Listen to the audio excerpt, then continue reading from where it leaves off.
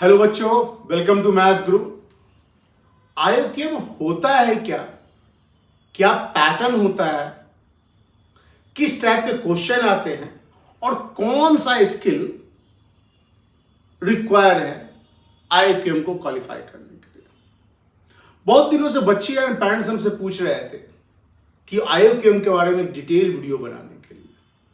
तो आज मैं आपके लिए आयोक्यम का एक अच्छा सा वीडियो लेकर के आया हूं जहां डिटेल में हम लोग जानेंगे सारी बातों को। आयोक्यम होता है क्यों? कई बार बच्चे ये भी पूछते कि आयोक्यम पास करने से होगा क्या, या उसका सर्टिफिकेट मिलने से क्या होगा, क्वेश्चन का लेवल कैसा होता है, क्या ये आईटी पैटर्न का होता है या आईटी पैटर्न से डिफरेंट होता है, क्या वही टॉपिक हम लोग पढ़ते हैं जो आईटी में है या कुछ डिफरेंट टॉपिक पढ़ते हैं। सारे क्वेश्चन का आपको आंसर 5 से 7 मिनट के अंदर मिलने वाला है। तो चलिए आते हैं डिटेल में, हम लोग देखते हैं। पहले आयोक्यम होता है क्या?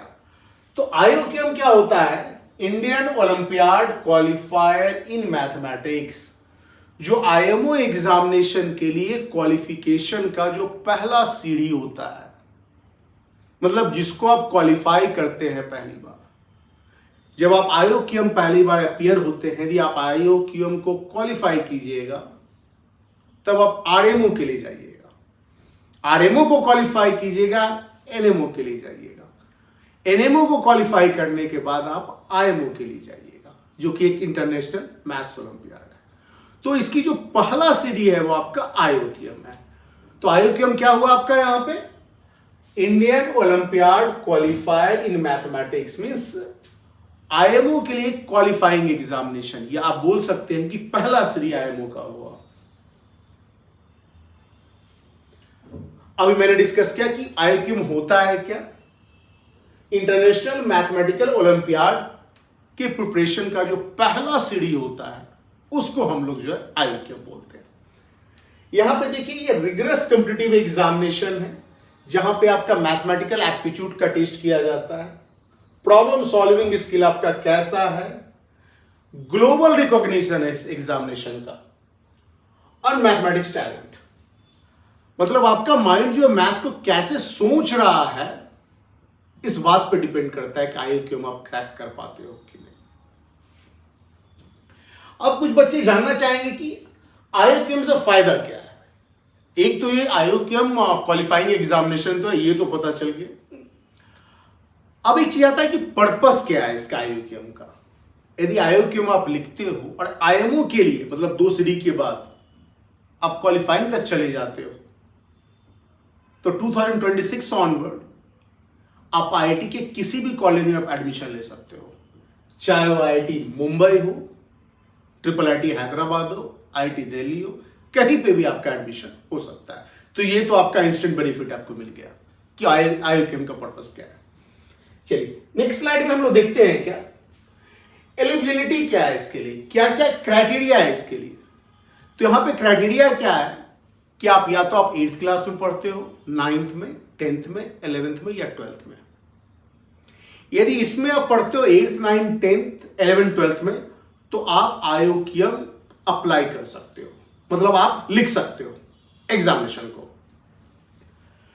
और इसके बाद ये आयोक्यम को क्लियर करने के बाद, जैसा कि मैंने बताया कि आप नेक्स्ट लेवल के लिए क्वालिफाई करोगे, मतलब आप आरएमओ के लिए क्वालिफाई करोगे। तो क्राइटेरिया फिर से 8th to 10th क्लास के बच्चे लिख सकते हैं एग्जामिनेशन। अब बात आता है कि एग्जामिनेशन का पैटर्न क्या होगा।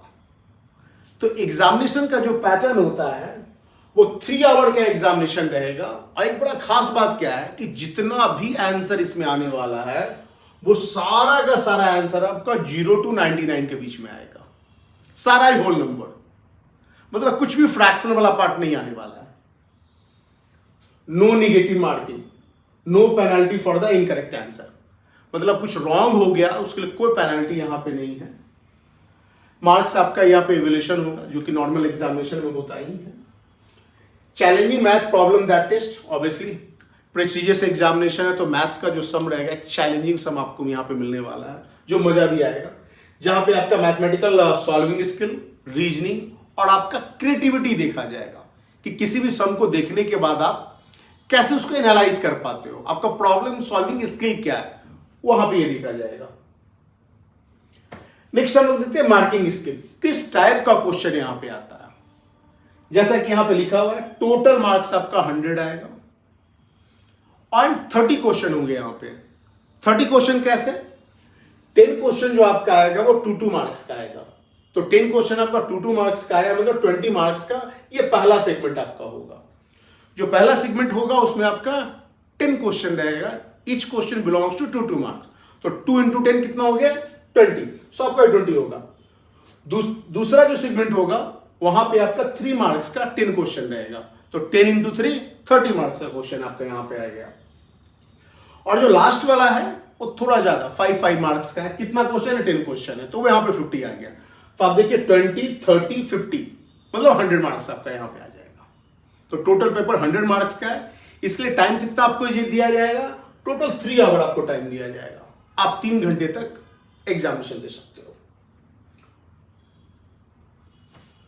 अब क्या क्या टॉपिक रहता है इसमें, तो बेसिकली इसमें आपका जो क्वेश्चन आएगा अरिथमेटिक इंटीजर से आ जाएगा, क्वाड्रेटिक इक्वेशन रहेगा, coordinate geometry, combinatory means the permutation combination, inequality से क्वेश्चन आएगा, इनफाइनाइट सीरीज, कॉम्प्लेक्स नंबर का बेसिक आएगा, ज्योमेट्री प्लेन ज्योमेट्री, ये काफी मतलब क्या बोल सकते हो यहाँ के one of the toughest part होता है प्लेन ज्योमेट्री का पार्ट। ट्रिग्नोमेट्री का भी अच्छा लेवल आपके यहाँ पे आएगा, system of linear equation, polynomial, वही आपका कोऑर्डिनेट ज्योमेट्री, ये क्वाड्रेटिक इक्वेशन का एक्सटेंशन हो गया। कुछ क्वेश्चन प्रोबेबिलिटी से भी आ सकते हैं। एलिमेंट्री ग्राफ आपको जानना पड़ेगा, transformation of graph, basic graph, वो ग्राफ आपका क्वाड्रेटिक में भी यूज आ सकता है, आपका वो जो ग्राफ है कोऑर्डिनेट ज्योमेट्री में भी आपका यूजेज में आ सकता है, वो ग्राफ आपका ज्योमेट्री में तो है ही है, ट्रिग्नोमेट्री में भी आपका यूज आ सकता है। मीन्स आपका जो बेसिक ग्राफ है वो क्लियर होना चाहिए, साथ ही साथ आपका ट्रांसफॉर्मेशन ऑफ ग्राफ का भी कॉन्सेप्ट क्लियर होना चाहिए।